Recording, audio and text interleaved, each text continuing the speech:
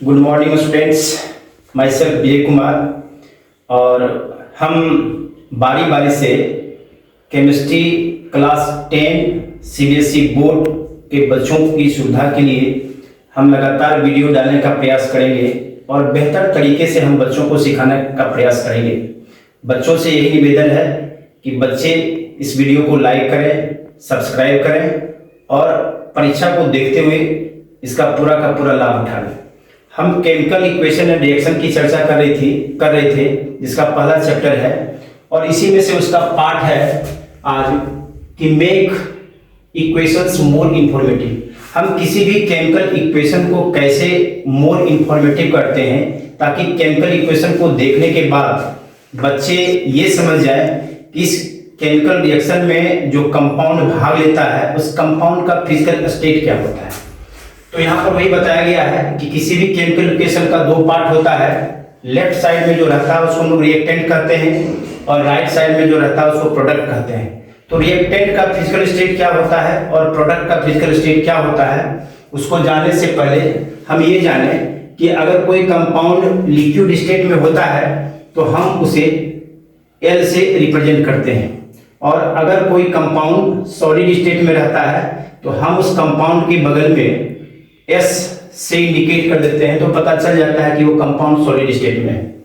तीसरा होता है एक्वस सॉल्यूशन। एक्वस सॉल्यूशन का मतलब क्या होता है कि सॉल्यूशन जो बनता है उसमें वाटर इंक्लूड होता है, इसलिए हम इसे रिप्रेजेंट करने के लिए AQ लिख देते हैं ब्रैकेट में, तो इसका मतलब हो जाता है एक्वस सॉल्यूशन। इसके बाद आगे क्या है, गैसियस स्टेट। अगर कोई कंपाउंड चाहे वो रिएक्टेंट की ओर हो या प्रोडक्ट की तरफ हो तो गैसियस स्टेट में अगर है तो वहां पर हम G को लिख देते हैं और G से इंडिकेट हो जाता है कि यह कंपाउंड गैस है। इसके बाद है तुम्हारा प्रेसिपिटेट। जब रिएक्शन होता है तो रिएक्शन होने के बाद जो प्रोडक्ट बनता है तो प्रोडक्ट में प्रेसिपिटेट जो होता है वो सॉलिड स्टेट के रूप में आ जाता है, लेकिन हम उसको लिखते हैं PPT और वहां बगल में S हो जाता है। और उस कंपाउंड के बगल में तीर का निशान जो होता है वो नीचे की ओर दे देते हैं, तो इससे स्पष्ट पता चल जाता है कि ये प्रेसिपिटेट है।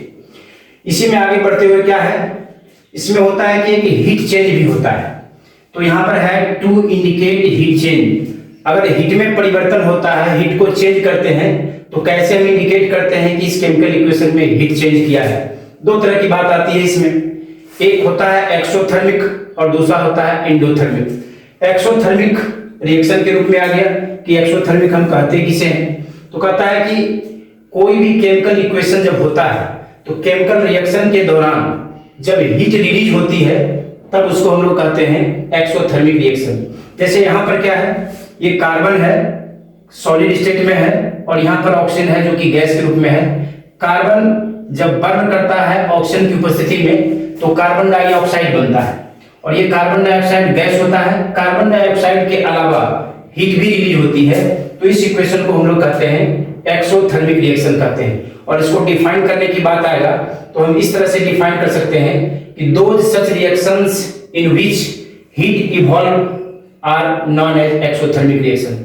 इस तरह का बहुत सारा उदाहरण ऐसा है। दूसरा उदाहरण में तुम देख सकते हो, एक कैल्शियम ऑक्साइड है, हम इसको कैल्शियम ऑक्साइड कहते हैं, इसको क्विकलाइन भी कहते हैं और इसका स्टेट जो होता है सो सॉलिड होता है। प्लस वाटर के साथ कंबाइन करा देते हैं, यहाँ पर वाटर लिक्विड फॉर्म में होता है इसलिए हम L लिखते हैं और ये दोनों जो आपस में रिएक्ट कर जाता है तो रिएक्ट करने के बाद यहाँ पर कैल्शियम हाइड्रोक्साइड बनता है और कैल्शियम हाइड्रोक्साइड को हम लोग कहते हैं सेलेक्ट लाइन भी बोलते हैं, सेलेक्ट लाइन भी बोलते हैं और इसको हम लोग लाइन वाटर भी बोलते हैं। चूंकि ये एक्वस सॉल्यूशन के रूप में रहता है इसलिए बगल में इसको हम लोग एक्वस सॉल्यूशन का चिन्ह दे दिए हैं और इसके साथ क्या होता है, हीट भी रिलीज होती है।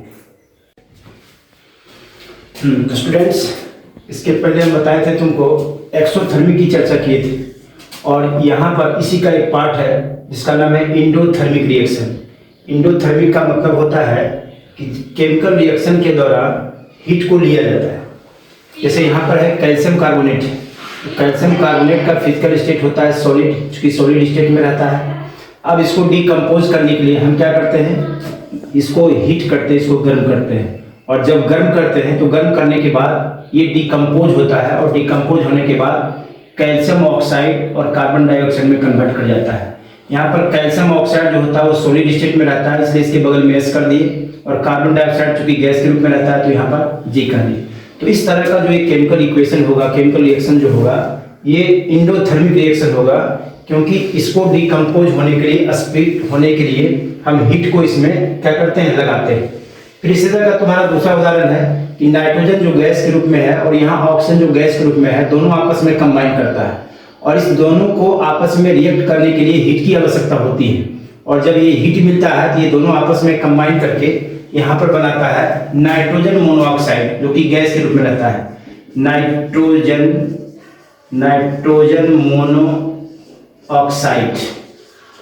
तो this is the example of endothermic reactions. इसके बाद आता है कि to indicate the conditions under which the reactions take place.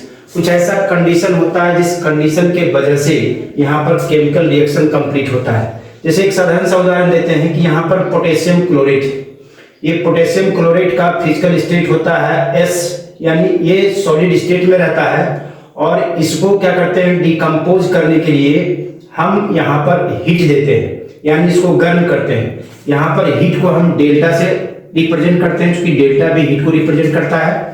और एक दूसरा चीज क्या होता है, अंडर कंडीशन में एक कैटलिस्ट होता है। कैटलिस्ट का काम होता है कि इसको रिएक्शन के लिए उत्प्रेरित करता है, और इसको हम लोग कैटलिस्ट कहते हैं। तो यहाँ पर पोटेशियम क्लोरेट को रिएक्शन के लिए उत्प्रेरित करने के लिए एक कंपाउंड है जिसका नाम है मैंगनीज डाइऑक्साइड। मैंगनीज डाइऑक्साइड जब ये हीट होता है तो हीट होने के बाद ये पोटेशियम क्लोरेट जो होता है ये डिकम्पोज करता है, और ये पोटेशियम क्लोराइड और ऑक्सीजन में कन्वर्ट कर जाता है। और लैब में भी ऑक्सीजन गैस को बनाने के लिए इसी इक्वेशन का प्रयोग किया जाता है।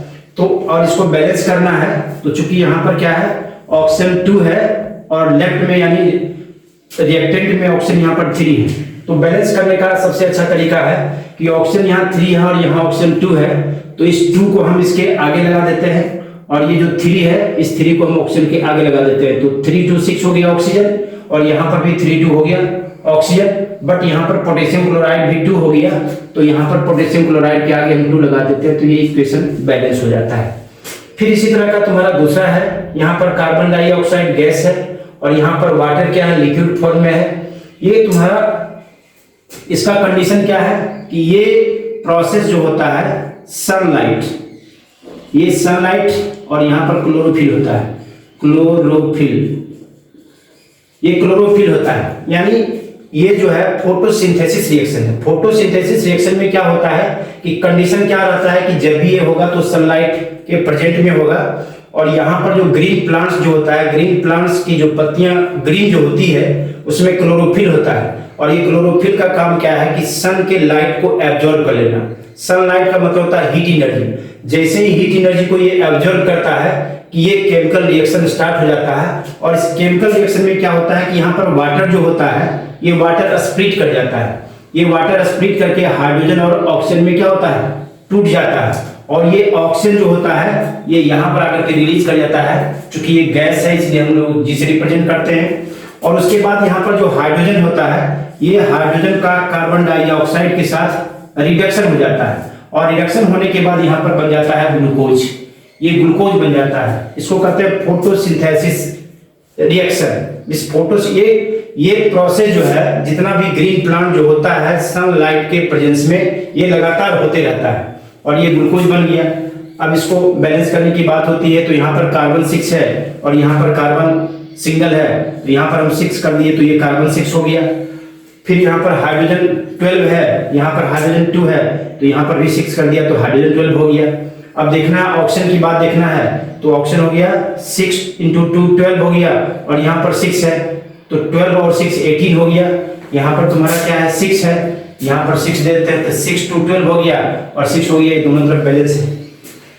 फिर उसी तरह से तुम्हारा अगला जो है ये कार्बन मोनोऑक्साइड है। कार्बन मोनोऑक्साइड गैस होता है और ये टॉक्सिक गैस होता है, और यहाँ पर हाइड्रोजन गैस है। ये दोनों गैस आपस में कंबाइन करता है। इसको कंबाइन करने के लिए क्या होता है कि अंडर कंडीशन होता है, जो यहाँ पर लिखा गया है कि कंडीशन क्या होता है कि यहाँ पर प्रेशर और टेम्परेचर, यहाँ पर 300 एटमॉस्फेरिक प्रेशर भी होता है और 300 डिग्री सेल्सियस टेम्परेचर पर ये दोनों आपस में कंबाइन करता है और इसके लिए कैटलिस्ट ये कंपाउंड का कॉम्बिनेशन होता है, ये कैटलिस्ट का काम करता है। और ऐसा करने के बाद ये कार्बन मोनोऑक्साइड और ये हाइड्रोजन आपस में कंबाइन करके यहाँ पर बना देता है मिथाइल अल्कोहल, जिसको कि हम लोग कहते हैं मेथनॉल, और ये लिक्विड फॉर्म में होता है।